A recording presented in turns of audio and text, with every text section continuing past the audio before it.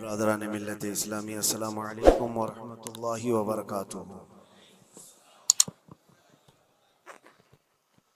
अल्हम्दुलिल्लाह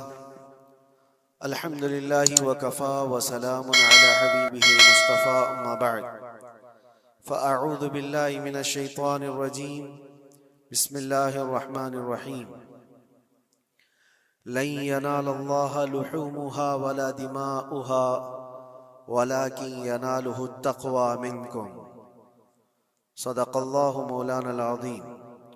बारगाह रिसालत मुआब सल्लल्लाहु अलैहि वसल्लम में दुरूद पाक का हदिया पेश करें। अल्लाहुम्मा सल्लि अला सय्यिदिना व मौलाना मुहम्मदिन मअदनिल जूदि वल करम व आलिहि व अस्हाबिहिल किराम व इब्निहिल करीम व बारिक व सल्लिम सलातन दाइमतन सरमदन अबदा। मुसलमानों के लिए अल्लाह अज़्ज़ा व जल की तरफ से दो ईदें दी गई हैं। एक रमज़ानुल मुबारका के रोज़े मुकम्मल होने के बाद और दूसरे ज़िलहिज्जा की 10वीं को अशरे ज़िलहिज्जा, जिसको हम ईदुल अज़हा कहते हैं और उर्दू में बकरा ईद, ईद कुर्बान के नाम से जानते हैं। ये दो ईदें अल्लाह तबारक व तआला की तरफ से मुसलमानों को दी गई हैं। इन ईदों के दिनों में रोज़ा रखना भी जायज़ नहीं है, खुशियों के दिन। और ये जो अय्याम चल रहे हैं पहली ज़िलहिज्जा से लेकर 10वीं ज़िलहिज्जा तक, इसका जिक्र तो अल्लाह ताला ने कुरान में यूं फरमाया, वल फज्रि व लयालिन अश्र, फजर की कसम और 10 रातों की कसम। और वह 10 रातें कौन सी हैं? पहली ज़िलहिज्जा से लेकर 10वीं ज़िलहिज्जा तक की रात, ये 10 रातें इतनी अजमत वाली हैं कि अल्लाह खुद इनकी कसम फरमा रहा है, अल्लाह इनकी कसम याद फरमा रहा है। और इन अय्याम में जो आमाल किए जाते हैं अल्लाह की बारगाह में मकबूल होते हैं। ये हुर्मत वाले महीनों में से एक महीना है। ज़माने जाहिलियत में भी इन महीनों में जंग व जिदाल नहीं किया जाता था। कोई भी जंग चल भी रही हो तो ये महीने आते तो जंग रोक दी जाती थी, क्योंकि ये हुर्मत वाले महीने। तो ज़िलहिज्जा के महीने में हम और आप अभी अपनी जिंदगी की सांसें ले रहे हैं, लेकिन कुर्बानी के मुताल्लिक जैसे कि लोगों के दिलो दिमाग में एक कॉन्सेप्ट और फिर फैलाया हुआ एक कॉन्सेप्ट और इस्लामी कॉन्सेप्ट, तीनों में क्या चीजों का फर्क है, इस्लाम कौन सी कुर्बानी चाहता है, लोगों ने क्या प्रोपेगेंडा फैलाया है और अवाम के जहन में क्या बैठा हुआ है, तीनों को हम थोड़ा सरसरी नजर से देखते हैं। सबसे पहली चीज तो ये है, इस्लाम जिस कुर्बानी की बात कर रहा है, कुरान में अल्लाह फरमाता है, लन यनालल्लाह लुहूमुहा वला दिमाउहा, न तुम्हारा गोश्त न तुम्हारा बहाया हुआ खून अल्लाह तक पहुंचता है, वलाकिन यनालुहु तक़वा मिनकुम, बल्कि उसके पीछे जो तुम्हारा तक़वा है वो अल्लाह तक पहुंचता है। तुम्हारी नीयत देखी जा रही है, तुम्हारा इखलास देखा जा रहा है। इसीलिए कहा गया कोई गोश्त खाने की नीयत से कुर्बानी करता है तो उसकी कुर्बानी होगी ही नहीं। गोश्त की नीयत से अगर किसी ने कुर्बानी किया उसकी कुर्बानी ही नहीं। या फिर अगर ज़बह करने के बाद बेचने की नीयत किया गोश्त में से कुछ हिस्सा, वो तिजारत की नीयत किया हुआ है, तब भी उसकी कुर्बानी नहीं है।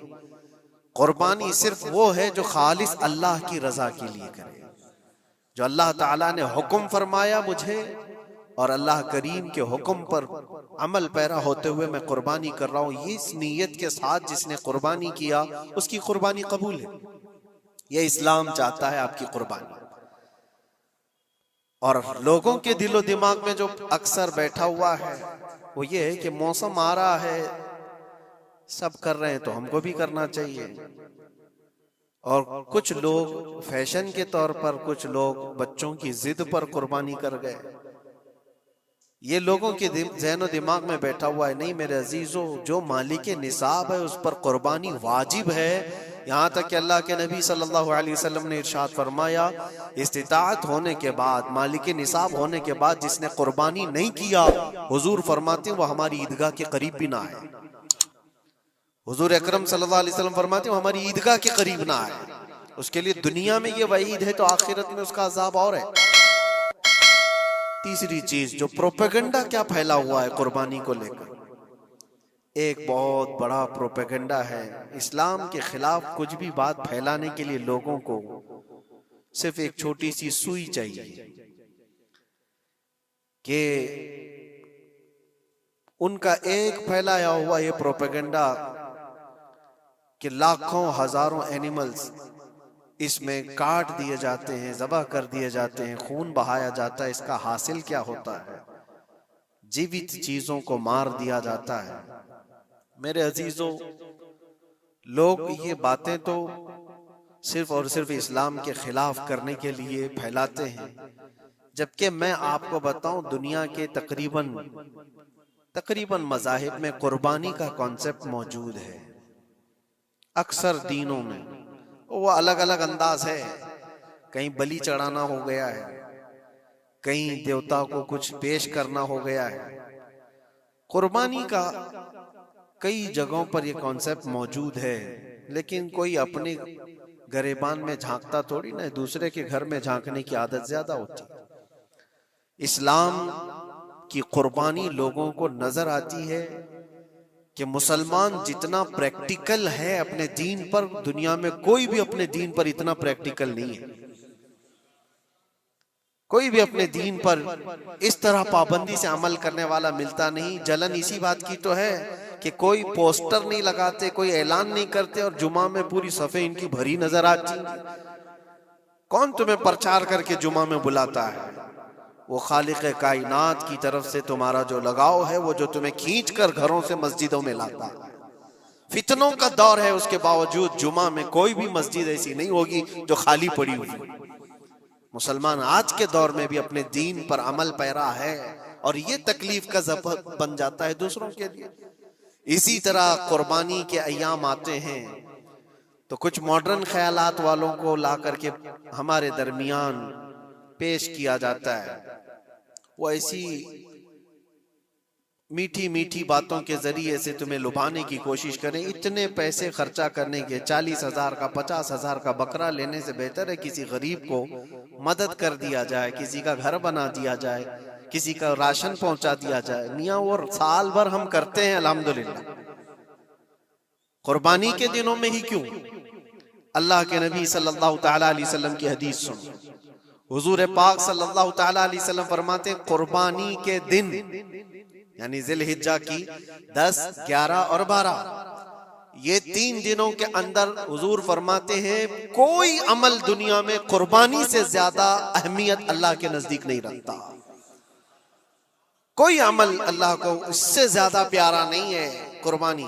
और एक बात मैं आपको बताऊं, लोग हमें जालिम की शक्ल में पेश करते हैं कि काट देते हैं, ज़बह कर देते हैं। हम अपनी मर्जी से अगर काटें, अपनी ख्वाहिश के लिए काटें तो हराम है, और जिसने खुद जान डाला है उसके हुक्म पर काटें तो ये हराम नहीं है, ये उसके हुक्म की फरमाबरदारी है। एक बात याद रखो, जानवर तो ये बकरा हो, भैंस हो, ऊंट हो, जिनकी कुर्बानियां होती हैं ये अलग। जो मछली खाते हैं उसमें भी अगर कोई इंटरटेनमेंट के लिए शिकार करता है कि अपनी तफरीह कल्ब के लिए, तो उस मछली का शिकार करना भी हराम है। हाँ, खाने की नीयत है, तिजारत की नीयत है, तो मकसद के तहत अगर मछली पकड़ रहा है तो उसके लिए जायज है। इस्लाम यूं ही किसी चीज की जान लेना और खून बहाने का हुक्म नहीं देता। अल्लाह तबारक व तआला का हुक्म है और उसने कायनात को जिस अंदाज से बनाया है, इन जानवरों को अल्लाह ताला ने हमारे खाने के लिए बनाया है, जिसकी वजह से ये कुर्बान किए जाते हैं। और अगर मैं कहता हूं सारे जानवरों की कुर्बानी बंद करके देख लो, फिर जानवर ही रहेंगे, तुम्हारा रहना मुश्किल हो जाएगा। इस्लाम की ये कुर्बानियां तो साल में एक मर्तबा होती है ना, जो एक दिन की जाती है, 10वीं जिलहिज्जा से 12वीं को। अगर नौजवानों में एक दावत देता हूं, जाओ, आज तो AI का जमाना है, कुछ भी पूछो तो ला करके तुम्हारे सामने रख देगा सारा डेटा। जरा ये भी डेटा निकाल करके देख लो कि साल भर में KFC में कितनी चिकन ज़बह होते हैं, पूरी दुनिया भर में पर डे। मैकडोनल्ड सिर्फ चिकन ही नहीं बेचता, गाय का गोश्त भी बेचता है पूरी दुनिया भर में, जिसको यहाँ पर भी बहुत सीने से लगा करके रखे गए हैं। पूरी दुनिया भर में उनका इस्तेकबाल है, क्योंकि अमेरिकन कंपनियां हैं, बाप दादा की कंपनियां हैं, इनको कोई आंख नहीं दिखा सकता। और इंटरनेट के डेटा के हिसाब से पर डे 68,000 गाय तो मैकडोनल्ड ज़बह करता है। पर डे की बात कर रहा हूं, साल भर की नहीं। साल भर इनका डेटा बहुत ज्यादा है, मिलियंस में है, और 1 बिलियन से ज्यादा चिकन वहां पर भी कुर्बान होती हैं जो फ्राइड चिकन खाते हैं। ये तो एक कंपनी की बात कर रहा हूं, ऐसी बहुत सारी कंपनियां हैं। तो कभी किसी ने ये एतराज किया कि ये कंपनियां इतने जानवरों को ज़बह करती? नहीं, बकरीद के दिन सबके सींग नजर आते हैं, जानवरों की मोहब्बत उमड़ उमड़ करके आती है। साल भर जो कुर्बान हो रहे हैं, कभी किसी ने ऑब्जेक्शन नहीं किया कि ये सारे आउटलेट्स बंद क्यों नहीं कर दिए जाते, ये सारी दुकानें क्यों नहीं बंद कर दी जाती जो साल भर ज़बह कर रहे हैं। हाँ, हो सकता है मैकडोनल्ड यहाँ नहीं ज़बह करता गाय को, क्योंकि यहाँ पता है हालात सही नहीं है, लेकिन दूसरी जगह पर जाकर देखें, सब जगह पर बीफ आसानी से उनके यहाँ मिलता है। मैं ये बातें सिर्फ और सिर्फ ये इसलिए कह रहा हूं, फैलाया हुआ प्रोपेगेंडा क्या है, जानवरों से मोहब्बत ये सिखाएंगे हमें। अल्लाह के नबी सल्लल्लाहु ताला अलैहि वसल्लम फरमाते हैं, बनी इसराइल की एक खातून को मैंने जहन्नम में देखा। किस बुनियाद पर? फरमाते हैं वो इबादत गुजार थी, जाहिदा थी, परहेजगार थी, लेकिन एक बिल्ली पाली हुई थी, और उसने कभी इबादत करनी होती तो 2-2 दिन 3-3 दिन तक अपने कमरे में गोशा नशीन हो जाती थी अकेली, और उसने अपनी बिल्ली को एक जगह पर गले से रस्सी लगाकर बांध दी, और 3 दिन तक वो अपनी इबादत में रही, मसरूफ रही। और 3 दिन के बाद उसे ख्याल आया तो जाकर देखी बिल्ली मर चुकी थी। हदीस पाक में, सही हदीस है, अल्लाह के नबी सल्लल्लाहु अलैहि वसल्लम फरमाते हैं, सिर्फ इस बुनियाद पर अल्लाह तबारक व तआला वो इबादत करने वाली औरत को जहन्नम में भेज दिया। जो मेरी मखलूक पर रहम नहीं करता वो रहम के काबिल नहीं है। ये सिखाएंगे हमें जानवरों पर रहम करना। हम जिस जानवर को ज़बह करते हैं वो अल्लाह के हुक्म से करते हैं, उसके अलावा किसी भी जानवर को जुल्म करना, अल्लाह के नबी सल्लल्लाहु ताला अलैहि वसल्लम की हदीसों में से ये है कि जानवर पर जुल्म करना जिम्मी पर जुल्म करने से बड़ा है। और जिम्मी क्या है? जिम्मी वो जो मुसलमानों के मुल्क में अमन के साथ रहने के लिए रिक्वेस्ट किया हुआ हो और इस्लामी हुकूमत उसे अमन दी हुई हो। और अल्लाह के नबी सल्लल्लाहु अलैहि वसल्लम फरमाते हैं, मुसलमान पर जुल्म करने से ज्यादा बड़ा जुल्म जिम्मी पर जुल्म करना है, और उससे बड़ा जुल्म जानवर पर जुल्म करना है। ये मेरे आका के फरमान है। नबी अकरम सल्लल्लाहु अलैहि वसल्लम ने फरमाया, और रहमतुल लिल आलमीन है।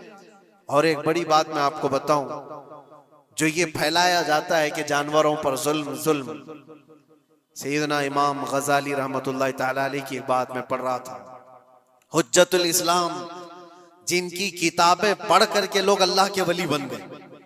इमाम गजाली का नाम सुना है? इतनी किताबें उन्होंने लिखा, तसव्वुफ के इमाम हैं, इल्म कलाम के इमाम हैं, मंतिक के इमाम हैं, फिक़ह और तसव्वुफ के इमाम हैं, बेशुमार उलूम व फनून के दरिया बहाए हैं। उस हुज्जतुल इस्लाम इमाम गजाली रहमतुल्लाह अलैह के इंतकाल के बाद उनके भाई ने उनको ख्वाब में देखा और पूछा, आपके साथ अल्लाह ने क्या मामला फरमाया? इमाम गजाली फरमाते, अल्लाह ने मुझे बख्श दिया, मेरी लिखी हुई किताबें, मेरी इबादतें, हजारों को जो मैंने पढ़ाया वो शागिर्द, ये सारी चीजों की वजह से नहीं, बस एक काम की वजह से। पूछा वो कौन सा काम? कहा एक बार मैं किताब लिख रहा था और सियाही में कलम डुबो करके लिखा जाता था, और सियाही जो बनती थी वो फलों के रस से निकाल करके, और लकड़ी का कलम उसमें डुबो करके लिखा जाता था। तो मैं लिख रहा था कि एक मक्खी आकर सियाही पर बैठ गई। मैं अपना कलम रोक लिया कि हो सकता है वो प्यासी हो, पी कर चली जाए। काफी देर तक वो मक्खी उस सियाही पर बैठी रही, और पी करके जब वो उड़ गई तो फिर मैं अपना कलम चलाता रहा। ये बात तो जिंदगी में आई और गई, मैंने तो इसको छोटा समझा था, लेकिन मेरी मौत के बाद रब तबारक व तआला ने मुझे उठाकर फरमाया, जिसने मेरी छोटी मखलूक पर रहम किया, बस इस नेकी की बुनियाद पर मैं तुझे जन्नत अता करता हूं। एक जानवर पर रहम करने की बुनियाद पर, एक जानवर पर रहम करने की बुनियाद पर। और हदीस पाक में, सही हदीस पाक में ये भी है, एक तवाइफ थी जिसने मरते हुए कुत्ते को बचाया था पानी पिलाकर, और उस बुनियाद पर उसकी बख्शिश हो गई। तवाइफ थी और रहम किया जानवर पर तो उसकी बख्शिश हो गई। मैं इस्लाम की वो चीजें तुम्हें बता रहा हूं जो दुनिया तुम्हारे सामने ये चीजें लाने से आजीज है और कासिर है। यहां तक कि अल्लाह के नबी सल्लल्लाहु तआला अलैहि वसल्लम ने फरमाया, जानवर पर अगर तुमने जुल्म किया है तो जिस तरह से जुल्म करोगे क़यामत के दिन ये अपने सींगों के साथ, अपने खुरों के साथ उठेगा और उसी तरह से उसका बदला भी दिलाया जाएगा। वो तुम्हें मारेगा क़यामत के दिन और बदला लेगा। ये भी हदीस पाक में। जानवर पर हमें उसके चेहरे पर मारने का हुक्म नहीं है, उसको उसकी ताकत से ज्यादा बोझ डालने का हुक्म नहीं है। अल्लाह के नबी सल्लल्लाहु तआला अलैहि वसल्लम के पास एक सहाबी आए, ऊंट पालते थे। कहा एक ऊंट बहुत सरकश हो गया है, और जब ऊंट सरकश हो जाता है ना, किसी की खोपड़ी खींच लेता है। हाँ, वो उसी वक्त सर को पकड़ लिया तो आदमी वहीं खत्म हो जाए। वो किसी के काबू में नहीं आ रहा था, हुजूर के पास आए। रसूल पाक सल्लल्लाहु अलैहि वसल्लम ने फरमाया, चलो मैं चलता हूँ, देखता हूँ। सहाबा कहते हैं, हुजूर जब चलने लगे तो हमें खौफ हुआ, डर हुआ कि ये ऊंट बिदक गया है, सरकश है, कहीं कुछ नुकसान न पहुंचाए। और तन्हा मेरे मुस्तफा सल्लल्लाहु अलैहि वसल्लम आगे बढ़ते चले गए। सहाबा कहते हैं, हमें डर लग रहा था, लेकिन मेरे अजीजों वो रहमतुल लिल आलमीन है, सबकी रहमत बनकर आए। नबी पाक सल्लल्लाहु तआला अलैहि वसल्लम जब करीब गए तो ऊंट कोई सरकशी नहीं किया, कुछ नहीं। हुजूर पाक सल्लल्लाहु तआला अलैहि वसल्लम के चेहरे के पास अपना मुंह करता है और अपनी जुबान को चपड़ चपड़ चपड़ करते हुए अपनी जुबान हिला रहा है। और हुजूर पाक सल्लल्लाहु तआला अलैहि वसल्लम ऐसे सुनते जा रहे हैं जैसे किसी दानिश्वर की बात सुन रहे हैं। फिर नबी पाक सल्लल्लाहु अलैहि वसल्लम ऊंट के मालिक की तरफ मुतवज्जे हुए और कहा, यह ऊंट तेरी शिकायत कर रहा है, ये ऊंट तेरी शिकायत कर रहा है। ये सरकश इसलिए हुआ कि तू इसकी ताकत से ज्यादा बोझ इस पर डालता है और खाना इसको कम दिया करता है। क्या ये बात सही है? वो जो बद्दू थे, जो ऊंट के मालिक थे, उन्होंने चेहरा झुका लिया और कहा, वादा करता हूं हुजूर पाक सल्लल्लाहु अलैहि वसल्लम से कि उससे ज्यादा, उसकी ताकत से ज्यादा बोझ नहीं डालूंगा और उसका चारा, उसके खाने का इंतजाम रोजाना किया करूंगा। नबी पाक सल्लल्लाहु अलैहि वसल्लम ने उस ऊंट की रस्सी पकड़ी और मालिक को दे दिया। फिर वो ऊंट उसी तरह ताबेदार होकर निकल पड़ा। ये इस्लाम में मेरे आका सल्लल्लाहु तआला अलैहि वसल्लम का अदल तो देखो, उनकी ताकत से ज्यादा का बोझ डालने का हुक्म नहीं है। और दुनिया ये प्रोपेगेंडा फैलाई हुई है कि यहाँ जानवरों को काटा जाता है। जो ज़िबाह करने का हुक्म है वो अल्लाह के हुक्म से। मेरे रब तबारक व तआला ने खुद जान डाली, हमारी जान का भी वही मालिक है, जानवरों के जान का भी वही मालिक है। अगर अल्लाह का हुक्म ना होता तो हमें चूंटी मारने की भी इजाजत नहीं। अल्लाह का हुक्म ना होता तो हमें किसी को भी कुर्बानी करने की इजाजत नहीं होती। ये रब तबारक व तआला का हुक्म है, तो जाहिर सी बात है हम अल्लाह के बंदे हैं। रब तबारक व तआला जानवरों की कुर्बानी का हुक्म दिया, इसलिए हर साल बकरीद में मुसलमान कुर्बानी करते हैं। अगर अल्लाह चाहे तो अपने बेटों की कुर्बानी का भी हुक्म दे दे, और दिया है रब तआला ने, और वो भी करके दिखाया सैयदना इब्राहिम अलैहिस्सलाम। अल्लाह तबारक व तआला अगर हुक्म दे तो क्या तुम ऐसे मुसलमान नहीं हो? मुसलमान का मतलब होता है सर झुकाने वाला अल्लाह के हुक्म के आगे। ये नहीं पूछेगा कि क्यों है और कैसे है। मुस्लिम कहते हैं अपना सर झुका दिया अल्लाह की बारगाह में, उसके हुक्म के आगे। अल्लाह तबारक व तआला हमारी जानों का मालिक है। अगर वो चाहता तो हमारी कुर्बानी का हुक्म देता, हमारे औलाद का, लेकिन रब तबारक व तआला ने ये सुन्नत इब्राहिमी पर पूरी दुनिया को सवाब देने के लिए जानवरों की कुर्बानी का हुक्म अता फरमाया। मेरे आका सल्लल्लाहु तआला अलैहि वसल्लम के पास एक सहाबी हजरत ज़ैद बिन अरकम आए और पूछा, ये कुर्बानी क्या है मेरे आका? हुजूर अकरम सल्लल्लाहु अलैहि वसल्लम ने फरमाया, जिस जानवर की कुर्बानी करोगे उसके हर बाल के बदले तुम्हें अल्लाह एक नेकी अता फरमाएगा। जितने उसके जिस्म में बाल होंगे हर बाल के बदले अल्लाह तुम्हें एक नेकी अता फरमाएगा।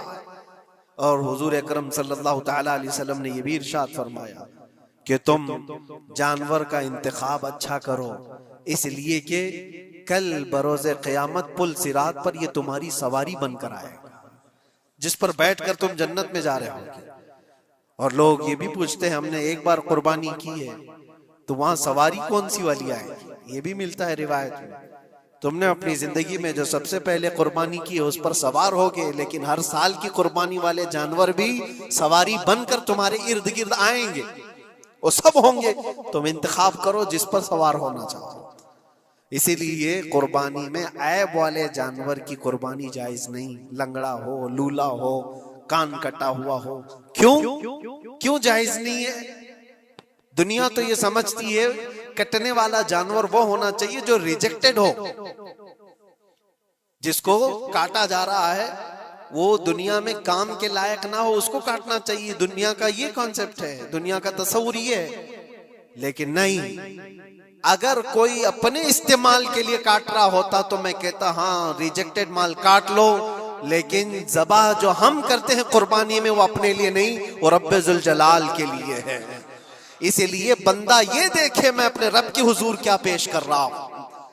तुम अगर कोई हदिया तोहफा खरीदने जाते हो अपने किसी इज्जतदार शख्स के लिए, तो इंतखाब सोच समझ करके करते हो कि जिसको मैं देने जा रहा हूं ये कितना वैल्यू वाला होना चाहिए, कितना इज्जत वाला होना चाहिए। और जो रब ताला की बारगाह में पेश कर रहे हो उसका भी आप ख्याल रखो। इसलिए लोग काम चलाने की बातें तो बहुत करते हैं। कुर्बानी के मुतालिक कुछ बातें हैं जो मुझे आज अर्ज करनी थी, इसलिए मैंने आज इस मौजू पर आपसे खिताब किया। बहुत सारे लोग तरह तरह के अफवाहें भी फैलाते हैं। ये तो उन गैर मुस्लिमों के एतराजात का मैंने जवाब दिया। दुनिया भर में हमारे ऊपर इल्जाम कि ये लाखों जानवरों को ऐसी ज़बह कर देते, काट देते हैं। लेकिन मेरे अजीजों, यही वो दुनिया है जो एक तरफ तो जानवरों की हिमायत और मोहब्बत की बात करती है और दूसरी तरफ इनके बड़े बड़े मल्टीनेशनल कंपनियां जानवरों को बेदरीग ज़बह करते हैं, कत्ल कर रहे हैं और खाने में भी इस्तेमाल कर रहे हैं। और सिर्फ इतना ही नहीं, सारे जानवरों की खालें, लेदर की बैग, लेदर के जूते, लेदर के बेल्ट, लेदर की टोपियां, लेदर के जैकेट सब बना करके दुनिया पहन रही है और कीमती चीजों में उसको शुमार किया जाता है। इनसे कोई सवाल नहीं करता कि ये सब चीजें कहां से तुम लाए, ये सब चीजें तुम कहां से लाए? क्या बगैर किसी जानवर के ज़बह किए हुए उसकी खाल का इस्तेमाल करते हो? लेदर का इस्तेमाल तो सारी दुनिया बड़े फख्र से कर रही है, हत्ता कि घरों के इस्तेमाल करने वाले सोफे और कुर्सियों पर तक इस्तेमाल है, अपनी बैठने वाली गाड़ियों में कार की सीट पर तक इस्तेमाल है। तुम्हारे पहनने वाले जूते, तुम्हारे पहनने वाले बेल्ट, तुम्हारे पहनने वाले जैकेट, सब जगह तुम्हारा इस्तेमाल है। और सिर्फ मैं ये नहीं कह रहा कि दुनिया में सिर्फ मुसलमान इस्तेमाल करते, सारी दुनिया लेदर का इस्तेमाल करती है। ये लेदर कहां से आता है? तो ये दुगलापन, ये जो डबल रोल है, डबल स्टैंड, एक तरफ हिमायत की बात करना और दूसरी तरफ बेदरेग ज़बह भी करना, ये सब चीजें दुनिया को बेवकूफ बनाना और इस्लाम के खिलाफ एक प्रोपेगेंडा फैलाना। लेकिन ऐ मुसलमान, ज़हन और दिमाग में किसी ऐसे मॉडर्न कल्चर के ऐसा कोई फरेफ्ता हो, उसकी बातों में आकर तुम ये सोचो कि नहीं इतने पैसे मैं कुर्बानी के बजाय सदका कर दूं, किसी गरीब को दे दूं, नाजायज है। तुम्हारे ऊपर से कुर्बानी का वजूब खत्म नहीं होगा, वो उसी तरह से बाकी रहेगा और गुनहगार भी रहोगे। अल्लाह करीम से ज्यादा तुम रहम करने वाले नहीं हो, अल्लाह अरहमुर राहिमीन है। अल्लाह अरहमुर राहिमीन है। जब वो हुक्म अता फरमा रहा है तो क्या तुम्हारे दिल में उससे भी ज्यादा रहम है? तो कुर्बानी के दिनों में सिर्फ कुर्बानी ही होगी। अब कुछ जो चीजें ऐसी हैं फैलाई गई, देखें एक बात मैं आपको बताऊं, अल्लाह के नबी सल्लल्लाहु ताला अलैहि वसल्लम रहमतुल लिल आलमीन है, सबका मानना अकीदा है। वो रहमतुल लिल आलमीन रसूल सल्लल्लाहु अलैहि वसल्लम ने खुद अपने हाथों से कुर्बानी फरमाई, और एक दो नहीं 100 ऊंट आए थे, जिसमें से 63 ऊंटों को मेरे आका सल्लल्लाहु अलैहि वसल्लम ने नहर फरमाया। 63 ऊंटों को खुद हुजूर ने ज़बह फरमाया और उसके बाद हजरत अली मुर्तदा शेर खुदा रदी अल्लाह ताला अन्हु को दिया, बाकी के ऊंटों को तुम ज़बह करो। नबी पाक सल्लल्लाहु ताला अलैहि वसल्लम ने ये जो 100 ऊंटों को ज़बह फरमाया था ये अपने हज के मौके पर। और उसके अलावा एक हदीस पाक में ये भी है, हुजूर अकरम सल्लल्लाहु अलैहि वसल्लम ने जो 2 चितकबरे बकरे ज़बह किए थे। चितकबरे किसको कहते हैं? 2 कलर वाले, ब्लैक एंड व्हाइट जो होते हैं, अबलख उनको कहते हैं अरबी में। 2 मेंढे ज़बह फरमाए। एक नबी पाक सल्लल्लाहु ताला अलैहि वसल्लम ने अपनी जानिब से कुर्बान फरमाया और दूसरा पूरी उम्मत की तरफ से कुर्बान फरमाया।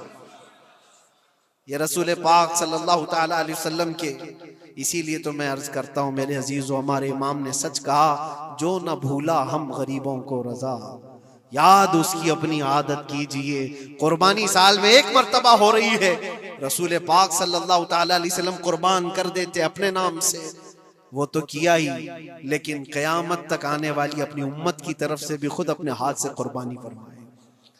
आज उम्मत ये पूछती है मेरे अजीजों, कुर्बानी के लिए 1400 साल पहले तुम्हारे रसूल ने तुम्हारी जानिब से कुर्बानी की और अल्लाह ने जिसको इस्तिताअत दी, जिसको ताकत दी, मैं ये चाहता हूं कि तुम्हारे ऊपर जो कुर्बानी वाजिब है अपनी कुर्बानी करो, साथ में एक और कुर्बानी मेरे मुस्तफा की तरफ से करो, हुजूर अकरम सल्लल्लाहु अलैहि वसल्लम की तरफ, जबकि उनके एहसान का बदला पूरी उम्मत नहीं अदा कर सकती, लेकिन हम हदिये तशक्कुर के तौर पर अपनी तरफ से पेश कर सकते हैं। और कुछ लोगों ने ये समझ रखा है, एक बकरा लेकर के आते हैं पूरे घर वालों की तरफ से कुर्बानी, एक बकरा पूरे घर वालों की तरफ से कुर्बानी। मेरे अजीजों, बकरा एक आदमी की तरफ से ही कुर्बान होगा जो मालिक के निसाब है। घर में अगर 4 लोग मालिक के निसाब है तो चारों पर कुर्बानी है, शोहर पर भी, बीवी पर भी, बेटे पर भी, जो जो मालिक के निसाब है। मालिक के निसाब का मतलब क्या है आप जानते हैं? जिसके पास 52.5 तोला चांदी या 7.5 तोला सोना या उसके बराबर की कीमत हो, दोनों में से किसी एक के बराबर की कीमत हो। इस जमाने में आप कैलकुलेट कर लो 52.5 तोला चांदी की कीमत क्या हो सकती है। उतनी अगर तुम्हारे पास रकम है, उतनी मालियत है तुम्हारे पास, तो तुम मालिक के निसाब हो और तुम्हारे ऊपर कुर्बानी वाजिब है। कुर्बानी तुम्हारे ऊपर वाजिब है और कुर्बानी वाजिब होने के लिए साल भर पैसे होना जरूरी नहीं, कुर्बानी के दिनों में अगर वो मालिक के निसाब हुआ तब भी उस पर वाजिब है। ज़कात का हुक्म अलग है, कुर्बानी का हुक्म अलग है। और पूरे घर की तरफ से एक बकरा कुर्बान किया तो किसी का भी नहीं हुआ। अगर 4 लोग घर में रहते थे और चारों की तरफ से एक बकरा ज़बह किया और चारों का नाम लिया गया है तो किसी के नाम से कुर्बानी नहीं हुई, क्योंकि पर्टिकुलर एक ही की तरफ से कुर्बानी हो सकती है। हाँ, बड़े जानवर में 7 हिस्से हो सकते हैं, वो ऊंट हुआ या बैल भैंस, ये जो बड़े जानवर हैं इन जानवरों में 7 हिस्से हो सकते हैं और उनमें शरीक होना जायज है। लेकिन 7 लोग जो शरीक हो रहे हैं उनके लिए भी शर्त है, कोई एक बंदा भी उसमें गलत अकीदे वाला भी ना हो और गोश्त की नीयत से शरीक ना हुआ हो, बल्कि सब कुर्बानी की नीयत से आए हों तो सबकी कुर्बानी होगी। ये ख्याल भी रहे, जरूरी है। अब हालात ऐसे आ गए कि सबके लिए एक बकरा लेना अगर ताकत के भर नहीं है, इस्तिताअत नहीं है, तो वो बड़े जानवर में हिस्सा ले सकते हैं जहां पर ये कुर्बानियां हो रही हैं, शरीक हो सकते हैं। कुछ लोगों ने ये प्रोपेगेंडा भी फैलाया है हमारे दरमियान में से कि बड़े की कुर्बानियां जो होती हैं, इज्तिमाई कुर्बानियां, ये जायज नहीं है, आदमी को अपनी कुर्बानी के वक्त सामने होना जरूरी है। ऐसी बातें फैलाई गई हैं। मैं आपको हदीस पाक सुनाता हूं। अल्लाह के नबी सल्लल्लाहु ताला अलैहि वसल्लम ने इरशाद फरमाया हजरत फातिमा से, कहा है फातिमा अपनी कुर्बानी के वक्त सामने रहो, कुर्बानी के खून का कतरा जमीन पर गिरने से पहले अल्लाह ताला तुम्हारे पिछले सारे गुनाह माफ फरमाएगा। हदीस पाक है। लेकिन साथ में दूसरी हदीस ये भी है, नबी पाक सल्लल्लाहु ताला अलैहि वसल्लम ने अपनी कुर्बानी का वकील हजरत अली को बनाया था कि अपनी नियाबत दे दी कि मेरी तरफ से तुम कुर्बानी करो। इस तरह से जो मुसलमान इस्तिताअत नहीं रखता खुद करने की, वो अपनी जानिब से किसी दूसरे को वकील बना सकता है, शरअन जायज है। किसी को भी वकालत दी जा सकती, नियाबत दी जा सकती है, मेरी तरफ से तुम कुर्बानी करो। जैसे कि घर में कोई औरत मालिक निसाब है, अगर ये हुक्म होता कि औरत खुद जाकर के करे तो कहां से करती? औरत किसी को वकील बना सकती है, अपने शोहर को कह दी या किसी को दे दिया पैसे कि मेरी जानिब से तुम कुर्बानी करो, ये जायज है बिल्कुल। जिन लोगों ने ये प्रोपेगेंडा फैलाया है हमारे दरमियान में कि कुर्बानियां नहीं होती, वो जाहिल लोग हैं, पढ़े लिखे लोग नहीं। शरई मसाइल को जाने बगैर इस तरह की बातें अवामुल नास में, अवामुल मुस्लिमीन में फैलाना ये गुनाह है। हाँ, इस बात को याद रखें, जो वकील है कुर्बानी का, उसके ऊपर जिम्मेदारी है कि वो जितने लोगों की कुर्बानी कर रहा है जानवर शरीयत के मुताबिक का ले, ऐबदार जानवर की कुर्बानी ना करे। लागर हो, कमजोर हो, सींग टूटा हुआ हो, कान कटा हुआ हो, पैर कटा हुआ हो, दुम कटी हुई हो, या इतना कमजोर के चल नहीं सकता, खड़ा नहीं हो सकता, ऐसा ऐबदार जानवर ना ले। ये वकील की जिम्मेदारी है जो सबकी तरफ से कुर्बानी कर रहा है। और दूसरी चीज, ऐब किसको कहते हैं? ऐब किसको? कान में अगर सुराख है तो वो मकरू है, लेकिन कुर्बानी है उसकी। हाँ, सींग अगर बचपन उसके पैदाइशी नहीं आए थे तो जायज है उसकी कुर्बानी। आए थे और टूट गए तो उसकी मिकदार बताई गई है। 1/3 हिस्सा अगर टूटा है तो उस वक्त तक जायज है, उससे ज्यादा जड़ से टूटे हुए हैं तो कुर्बानी जायज नहीं। कोई पैर पूरा कटा हुआ है, दुम पूरी कटी हुई, ये ऐब में आता है। ऐबदार जानवर की कुर्बानी जायज नहीं, ये वकील करेगा, नहीं करेगा तो वो गुनहगार है। लेकिन इसका मतलब ये नहीं होता कि इज्तिमाई कुर्बानी जायज ही नहीं, जायज ही नहीं। ऐसी बातें क्यों फैलाई जाती है? हदीस पाक में मिलता है कि नियाबत और दूसरे को वकालत देना जायज है। अब कुछ लोग ये भी फैलाते हैं कि कुर्बानी के जो हिस्से लिए जाते हैं, गोश्त दिया जाए तो उसकी कीमत अलग होती है, गोश्त ना लो तो उसकी कीमत अलग होती है। सब फैली हुई चीजें हैं। उसका रीजन भी पता करना चाहिए, ऐसी बगैर इल्म के बात करने से। 4000-5000 रुपए का एक हिस्सा आता है अगर शहर में कोई बड़ा जानवर ज़बा करे, क्योंकि महंगा मिलता है बैल। और बाहर जब जाकर के कोई ज़बा कर रहा है तो वही एक हिस्सा 1500 रुपए में, 2000 में हो जाता है। तो कुछ लोगों को ये गलत फहमी फैलाई जाती है कि ये लोग करते ही नहीं है और ऐसे ही पैसे वसूलते हैं। ऐसा नहीं। दूर दराज कुछ इलाके ऐसे हैं, बंगाल है, उड़ीसा है और भी कई इलाके बिहार के, जहां पर बड़े जानवर निहायत ही सस्ते दाम में मिलते हैं। बल्कि वहां पर जानवरों की कीमत सिर्फ 5000, 6000 और 10,000 के नीचे होती है, बड़े जानवरों की, जो हमने देखे हैं। वहां जाकर कुछ तंजीमें कुर्बानी करती हैं। अगर वो सही तरीके से शरीयत के मुताबिक जानवर लेकर के कर रहे हैं तो कोई हर्ज नहीं, चाहे वो 200 रुपए हिस्से में भी करता हो, कोई हर्ज नहीं। कीमत मैटर नहीं करती, जानवर मैटर करता है। कीमत चाहे जितनी भी हो रही हो, इस चीज को आज वजाहत करना जरूरी था, इसलिए मैंने आपके सामने बयान किया। गलत फहमियों में ना फैले, गलत फहमियां ना फैलाएं, खुद भी बचे। हाँ, अफजल क्या है? अफजल तो ये है कि अल्लाह ने तुम पर वाजिब किया, तुम जाओ अपने हाथ से करो, तुम जाओ। क्योंकि हदीस पाक में मिलता है कि तुम अपने हाथ से कुर्बानी करो अगर ताकत रखते हो। उसके खून का कतरा गिरने से पहले तुम्हारे पिछले सारे गुनाह अल्लाह माफ फरमाए। यह अफजल है। ये सारी बातें थी जो ईद कुर्बान से रिलेटेड थी। अल्लाह करीम हम सबको उसकी रजा के लिए कुर्बानी करने की तौफीक अता फरमाए। लेकिन साथ में एक बात ये भी याद रखें, जब बंदा कुर्बान कर रहा होता है तो उसके अंदर ये नीयत भी हो, जैसे सैयदना इब्राहीम अलैहिस्सलातु तस्लीम को अल्लाह ताला ने क्या फरमाया था? 4 परिंदे लो, उनको ज़बा करो, उनके सर अपने पास रखो, उनका कीमा बनाकर 4 पहाड़ों पर रखाओ और फिर उन परिंदों का नाम लेकर के बुलाओ, वो जिंदा होकर के आ जाएंगे। क्योंकि इब्राहीम अलैहिस्सलाम ने अल्लाह से पूछा था कि अल्लाह तुम मरने के बाद लोगों को जिंदा कैसे करता है, मैं देखना चाहता हूँ। तो रब ताला उनको प्रैक्टिकल दिखाना चाह रहा था कि जाओ ठीक है, ज़बा करो 4 परिंदे और उनका कीमा बना दो, सर उनके अपने पास रख लेना और उनका कीमा 4 पहाड़ों पर रख कर आओ और फिर आकर उन सरों के पास खड़े होकर उन परिंदों के नाम लेकर बुलाओ, आ जाएंगे। इब्राहिम अलैहिस्सलाम ने इसी किया, 4 परिंदे लिए थे। क्या क्या लिए थे आपको मैं बताऊं, एक मुर्गा था, एक कौवा था, एक कबूतर था और एक मोर था। परिंदों के नाम याद रख लें, कौवा है, मुर्गा है, कबूतर है और मोर है। चारों को ज़बह किया, उनके सर अपने पास रखे और जिस्म के सब कीमा बना दिया और 4 जगह पर मिक्स करके उनको रखा है। फिर आकर यहाँ खड़े हुए और पुकारा उन परिंदों का नाम लेकर, अल्लाह के हुक्म से आ जाओ। वो कीमा हवा में उड़ा, जिस्म बना और वैसी बगैर सर के उड़ता हुआ आया और अपने अपने सर से जुड़ करके वो जिंदा परिंदा हो गया। कुरान पाक में ये है मौजूद। 3 पारे में रब तबारक व तआला ने फरमाया, वइज़ क़ाला इब्राहीम रब्बी अरिनी कैफ़ तुह्यिल मौता क़ाल अवलम तुअमिन क़ाल बला क़ाल वलाकिन लियत्मइन्न क़ल्बी क़ाल फ़ख़ुज़ अर्बअतम मिनत-तैर फ़सुरहुन्न इलैका थुम्मा इजअल अला कुल्ली जबलिन मिनहुन्न जुज़अन थुम्मा उदउहुन्न यअतीनका सअया वअलम अन्नल्लाह अज़ीज़ुन हकीम।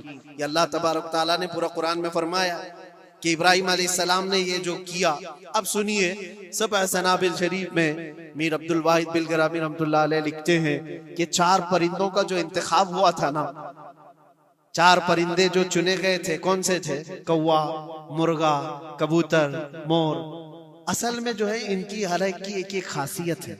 कौवा लालची बहुत होता है, कौवा लालची बहुत होता है। मुर्गा, उसके अंदर शहवत बहुत ज्यादा है, औरत की ख्वाहिश। मुर्गे के अंदर ख्वाहिश शहवत ज्यादा होती है और कबूतर के अंदर दोस्ती करने की आदत ज्यादा होती है, जल्दी दोस्ती करता है। और मोर के अंदर दिखावे की आदत ज्यादा होती है, अपनी खूबसूरती का इजहार बार बार करता है। तो ये 4 चीजें उनके अंदर है, ये 4 परिंदों के अंदर। सूफिया इकराम फरमाते हैं, दर हकीकत आपको हुक्म था इन जानवरों को ज़बा का नहीं था। कौवे की लालच को ज़बा करो, मुर्गे की शहवत को ज़बा करो और बिना वजह के कबूतर की जो दोस्ती है हर आयरे गैरे से, इस दोस्ती के कद को खता करो और मोर के दिखावे की आदत को ज़बा करो। ये 4 बुरी आदतों को ज़बा करो तो अल्लाह की कुदरत के मुशाहिदे देखने मिलेंगे।